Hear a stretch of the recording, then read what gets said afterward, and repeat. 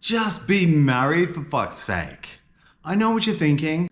Getting married is being together for a couple of years, getting to know each other, falling into a routine, finally popping the question before you have that magical ceremony, and it's happily ever after. Bom bom. That formula stinks. It just doesn't seem to work in society. Maybe there's a few missing links. Let's go into those details. First, you might be wondering why I don't think that formula works. Well, statistics say 27% of first-time marriages are going down the toilet.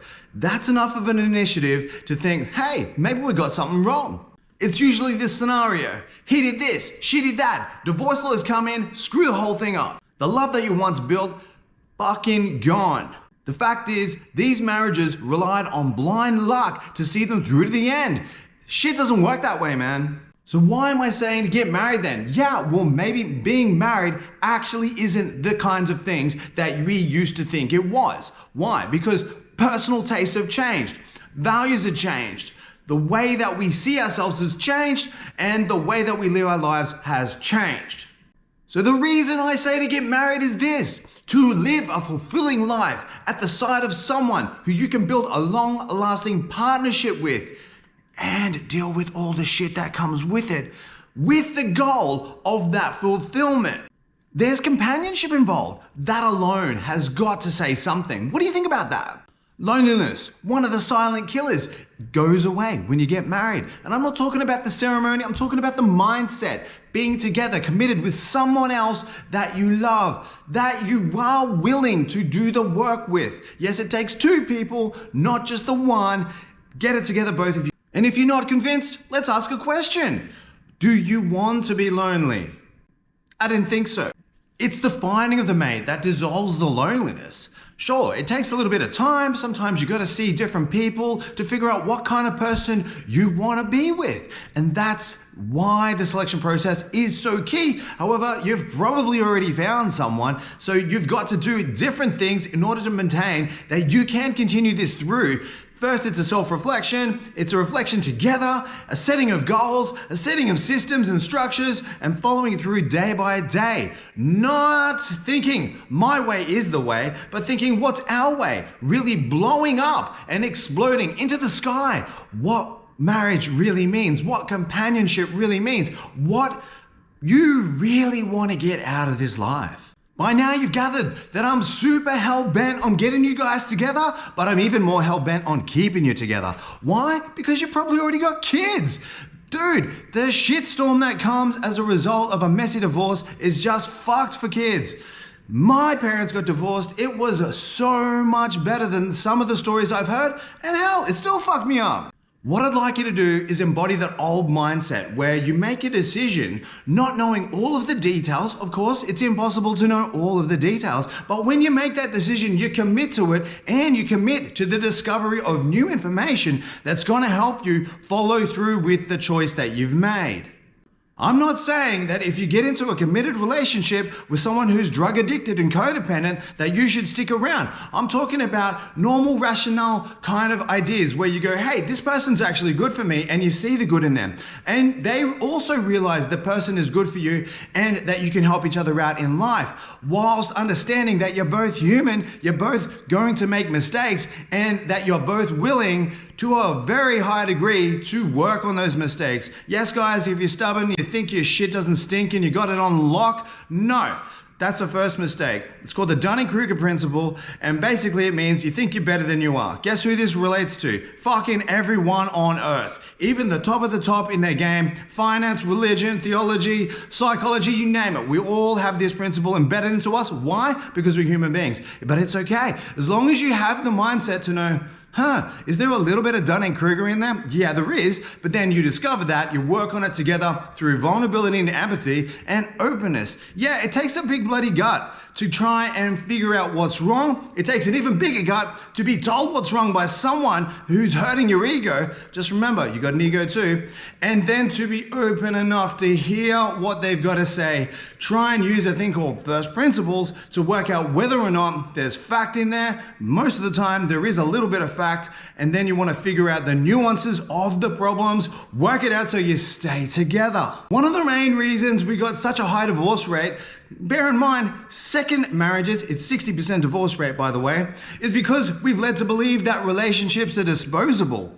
These bloody things, they're amazing, incredible, but when we use them in the wrong way, when we have this instant gratification kind of personality style mindset, it allows us to think that that person might be okay today, they piss me off, I get rid of them, we find someone new. Sure, you do need to date a little bit. You do need to talk to different people and figure out what type of person is right for me. But when you go through the trenches, being absolutely brutal and just ripping through person after person after person, seeking for the one, it just doesn't work. So if you found a one right now, make a mental commitment. I am sticking with this. I made the choice. We had the love. Now we've got the problems. We've still got the love there. We just got to go rediscover it or redevelop it. Bring a sense of cohesion to your life. Bring a sense of harmony to your life. That's going to take some work. And if you're not willing to put the work in, get bloody willing. Seriously, just get willing. And if you'd rather not because you're too bloody bored and you can't be bothered, let me help you to understand this. Which pain or problem would you like to go through? The pain of working on stuff and potentially achieving some amazing things in life, whether they be physical, like going overseas, having a holiday together, taking your kids different places and enjoying things together, or emotionally where you feel like, wow, I'm a good human being and I feel good with this other person who's also a good human being and we're having a good time together and we're making a fulfilling life? Or would you like the pain and destruction that comes with divorce, the fights, the egomania and all that kind of stuff? Not to mention the financial liability and the impact on your kids. Now, if you've got the kids, this is what I want you to understand. Doesn't matter if you're together or not. You're tied together via the kids. That's a form of marriage too. So you've got an everlasting bond that you cannot break that is worth working on. Even if you have separated and you've got that co-parenting dynamic together, you've got to work together. You still got to understand the ups and downs of their personality, your own personality, and see if you can shape up to build this bright and bubbly and beautiful ecosystem for your child. I know that sounds a little bit utopian, but guess what? If you don't aim high, you are not going to exceed your expectations. So aim bloody high. Maybe you don't hit that mark, but you hit higher than if you would have by aiming low. But in essence, the marriage that I'm looking for you guys to have, and I'm on the pursuit of this too, every single day, is a voluntary sense of togetherness in the mind, in the heart, and hopefully you're lucky enough to be physically intimate as well. Bringing these three things into play builds fulfillment, it builds trust, it builds a great emotional bond, a great intellectual bond. Your kids will see this and they will replicate that in their future relationships. That is something to fight for. That is something beautiful. That is something magical by modern standards, which for some silly reason, a third of all people just don't seem to get. I was one of them. I don't want you to be one of them. Come around to this idea of a modern day marriage where you're working together rather than against each other, empowering each other to go after their dreams, figure out a way to support, not at the expense of the other, but as a way to build a vision, a dream, a goal. So you've got to set some goals in your life, personally, in your life, relationally.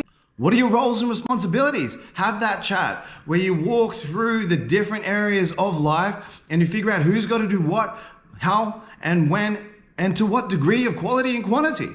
But by and large, make it known that you're committed despite the fallibility that we have, despite the mistakes, the wrong words said, the wrong timings, the wrong actions, all that kind of stuff. Make your intentions known that you're here to stay, you're gonna do your very best, even though you know sometimes you'll fall short, you're gonna get back up and keep going. So how do you get in this mindset? Well, it's actually a thing called the growth mindset. It was coined by Dr. Carol Dweck, a professor at Stanford, and she's a brilliant woman. She did studies on children, which is absolutely phenomenal. Check her book out, it's called Mindset.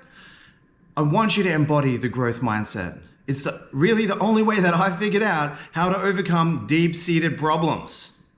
It's a never give up kind of mindset, despite knowing you may fail. It's pretty bloody amazing when you get to be in that sort of loop. You're like, oh, I messed up. I'm gonna keep pushing forward. Not at the sacrifice or the expense of others, but an embodiment of growth, love, and fortune. The reason I bring this up is because at some point you're gonna think the simplicity of commitment and taking a few steps starts to get really hard. You're gonna need a reminder. You're gonna need a little check to keep you in the game, because it is bloody hard. The growth mindset, my friends, the growth mindset. That's what you need. That is absolutely what you need.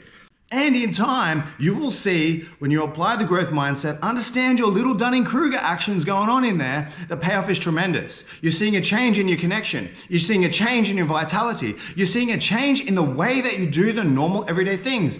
Breakfast and morning routines, lunch, cleaning up the kitchen, doing the yard work, going on walks, just stuff that you would easily take for granted, not really put too much emphasis on or any mental effort into, but now you're feeling like, wow, we're having a little connection here. Sure, it's an easy, simple task, but I'm building on that and I'm building on that. So it's obvious that it takes two to make this shit happen. It's called a commitment.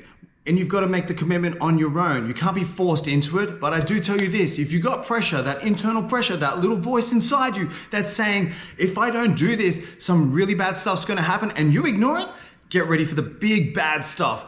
So listen to the inner voice. Take the time to get down on paper what you actually want. I know, a tough one, a tough one. We don't know if we're gonna make a mistake. Guess what? You will. It's okay. But the big mistake is not taking the time to get down on paper what you want. It's super important to do that. Then you compare notes with each other. You see, if there's a bisect point, do you have some shared values? You will, because you got together initially with some intrinsic, unspoken shared values before it all got really down into the trenches of a relationship, a marriage, a family, kids, the rest of it.